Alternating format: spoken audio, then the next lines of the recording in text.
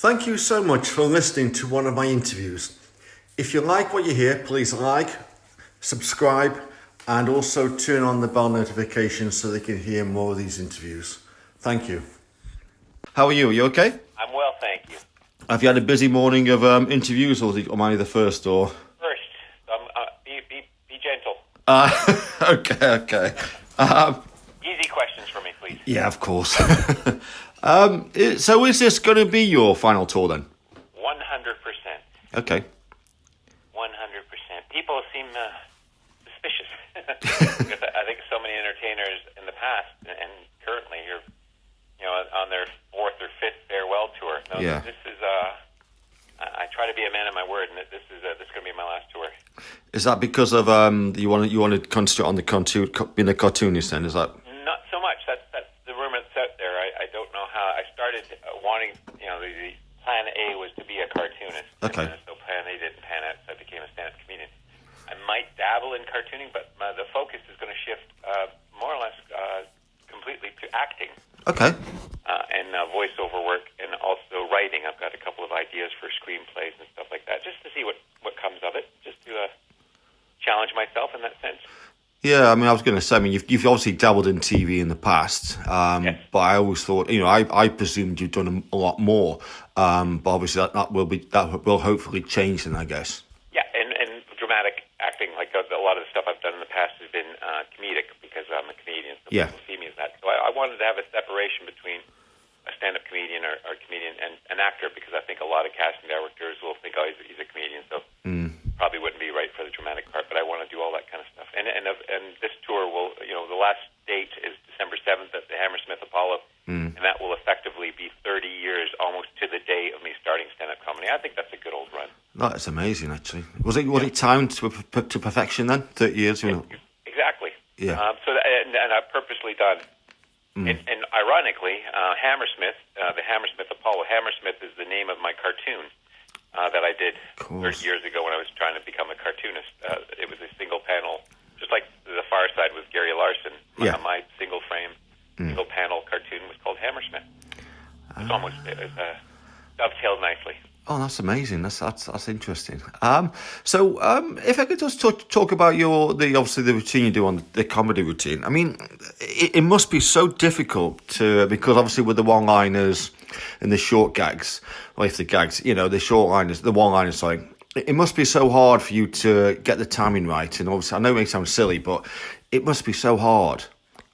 So I'm continually told. So I'm going to yes, it is hard, but it's easy. Like writing the jokes is one thing, and to put them in sections, as it were, because I can't do them randomly, because my brain doesn't have that capacity. Most people's don't. So I need to compartmentalize the jokes. So that's the tricky part, and then memorizing it. So I like an actor approaching a script. I memorize my script. So that helps make it easier by putting them into sections or chunks, as I call them. Right, so it is quite linear then, the routine. It's not something like you just come out and just go through your repertoire of, say, jokes. You've got like a set. I do. It will be random jokes, okay, but done in an unrandom way. To you, they're random jokes, but there'll be themes. Like, so I'll do 5 jokes about my wife. Yeah, and so that's how I remember to do those jokes, and then 5 jokes about my children, and 10 jokes about jobs or something like that. That's how I have to do it. Right. All you, as the audience member, are doing is just being a barrage of jokes coming at you. All right, because I remember one of your favourite ones you've done. I mean, you've done many things that I've loved. But one of them was when you were doing. Was it your father threw you into the lake or something? Yeah. That was, like I say, it's all connected, wasn't it? You came back to it, kept going back to it. Oh, there's lots of callbacks in this one, and right. There's there's a reference. I wouldn't write this because no. Tell it. But yeah, I love callbacks, and people seem to really appreciate them, and it kind of keeps the audience on their toes. Yeah. I'm not doing it for that purpose, so it's a nice little and so when we're on the same page, which seems to be the case in this tour, it's nice. It's a nice moment. So I do actually do a callback to that, and that was my first tour. It's my 4th tour. So talk about a callback. I'm doing a callback to a joke I did 10 years ago. Right. Okay. I'm looking forward to it. People seem to appreciate it, and those that are fans of mine think, nice one, nice, well played. played. Yes, yeah. I'm one of them. I prefer when the comedian does go and refer back to something you did previously. And it's always a good. It puts your smile on your face even more so when you get the. Absolutely, if you're in the know. But if at the same time, I run the risk of alienating people that don't know what the hell I'm talking about. But the first leg of the tour, everybody seems to know what I'm talking about. So that's quite. It's nice to know I've got fans that have seen all my work. So that makes it easier when I'm doing that. And also, Stuart, you've got the added benefit that the British people will laugh when other people are laughing, even though even though it's funny, but they all think, oh, they're laughing even more so than the last joke. Oh, yeah. But they'll be like, oh, well, we've got to laugh as well. But even though it's funny, do you know what I mean? Well, it's the cadence of a one-liner guy. So whatever a one-liner comedian, and so you know to laugh. So even though they might not know I don't get that punchline, but it's all there. And their cue is to then laugh on that. Yeah. It's a dance. We dance together. Yeah. I mean, with your material, I mean, where do you get, I mean, obviously, I know you obviously write it all down, but is it something you just pick up on daily life? Or is it something you sit down in an office one time for, say, a month at a time and write it? Or is it something that's always happening to you? No, I'm a very lazy writer. I just go through my day, and something will occur to me, and I'll write it down. So it's all written down on bits of paper, and so I've only consciously sat down and written 2 jokes, and that was from tours, back in the day. Okay. And there were 2 really good jokes. So I should have done that more often, but it's just not the way it kind of evolved. It's just organically, just go through my day and see something on TV or overhear a conversation, and just come up with something and race back and write it down in my joke book.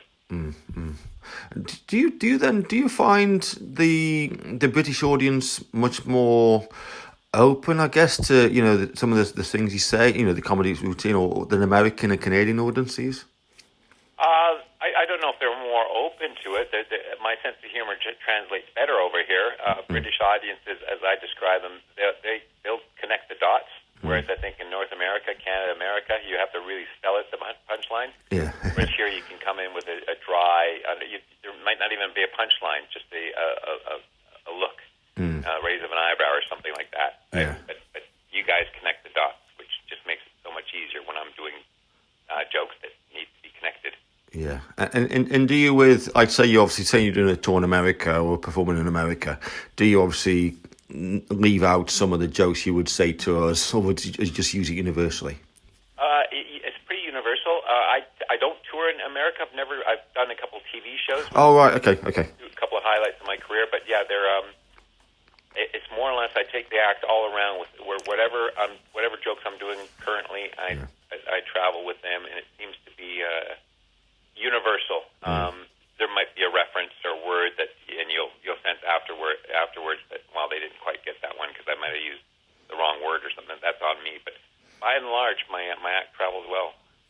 No, I mean, I've seen you perform on TV shows around the world, so I just presumed you'd toured America as well. So no, it never really appealed to me. Okay. I went down there. I did some showcases down in Los Angeles on 2 separate occasions. Good things came my way.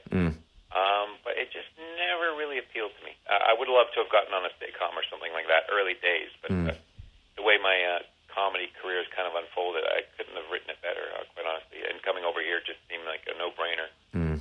Do you actually live over here now? Or I do indeed. Okay. For about 14 years now. Okay, I wasn't sure. I know obviously you were born in Canada, and I know your parents were British, weren't they? Is that right? Yeah. I've been coming here all my life. Okay. Scotland and northern England, like Manchester. But yeah, I've lived in London for about 14 years now. Oh, okay. And with you, when you're out and about in the UK, do people, when they meet you, do they just presume you're going to tell them jokes all the time? Yeah, there's an element of that. I don't mind. Like I'm not always on. How annoying would that be to be a comedian that's always on? I'm the opposite of that. I like to have serious conversations. And the thing with my delivery, deadpan, if I'm saying something serious in a deadpan voice, people, you can almost see that they're waiting for a punchline. Meanwhile, I'm talking about something serious. No punchline. I thought we were having a chat about politics. So there's an expectation, and that goes with the territory. I guess it must be really hard then. I mean, if people, like you say you're at the doctor's or you're at an illegal meeting or something like that, or at the bank, and then you are talking, they just presume, obviously if they know who you are, I mean, they will know who you are. the expecting the punchline, like you say. Exactly. And if it doesn't come, because I've been talking about this mole on my neck, and I walk out of it without a punchline, they'll think, well, he's not that funny. I wasn't trying to be funny. I was talking about the mole on my neck. There's no mole on my neck, by the way. Oh, I just use that as an example. no, I know what you mean. Yeah. Yeah, if there's no punchline because we're talking about something serious. Yeah. Well, he's not that funny. I wasn't trying to be funny. I can be funny if I want. I'm back here. So what do you do to unwind then? I mean, what obviously you don't watch. You know, obviously not. You've got to have some sort of escapes. Let's just say. I wind down quite easily. So my last, the first leg was 46 dates, and then I shut down the day after. Just stopped thinking about my act. Okay. Did some traveling. Just hang out with the missus. Just goof around, watch TV. Just lark about. And then, so a month before, now these weeks leading up to the second leg, I'm starting to get back into comedy mode. But I can shut down so easily. It's wonderful. I'm not preoccupied with comedy. It's joyful that it's given me everything it's given me, but I can really shut her down. Right. Okay. I mean, obviously, probably makes it a better environment for my wife because, again, there's nothing more annoying than someone that's just always on. Yeah.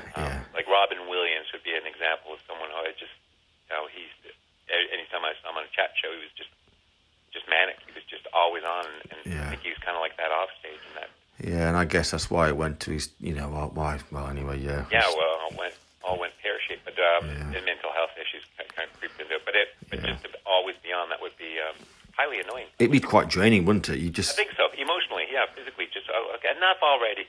Yeah, because you just becoming a character of yourself, of the act. I think so, but I'm the opposite of that. I shut down quite easily, and just it's good. I'm glad my brain can do that. And I literally didn't think about comedy for about 2 months after the last leg. Okay. Knowing that I've got a pretty good memory and I've got it all written down, and then and like I said, I just started to do the act. I did the act yesterday, and it's okay, still there. Yeah. So how did you get into it? I mean, I know you say 30 years this year when you started. I mean, how did you get to become them? Because it's not something you just become overnight, is it, a comedian? No, I wanted to be cartoonist because cartooning speaks more to my personality. Sorry, got you. Be anonymous. Just write cartoons, single frame. So single frame is just essentially a one-liner. But I sent that out to 5 syndicates in America because I wanted to be in the funny pages. And I got 5 rejection letters. So I thought, okay, a bit too thin-skinned for that kind of response. So showing how clever I was, I became a stand-up comedian. Because why wait for rejection when you can get it on a nightly basis?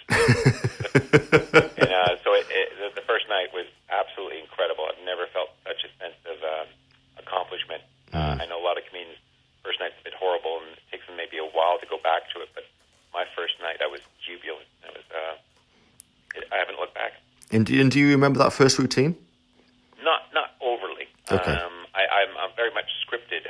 All my one-liners are very much scripted, but I do remember my first words out of my mouth on stage were an ad-lib. Okay.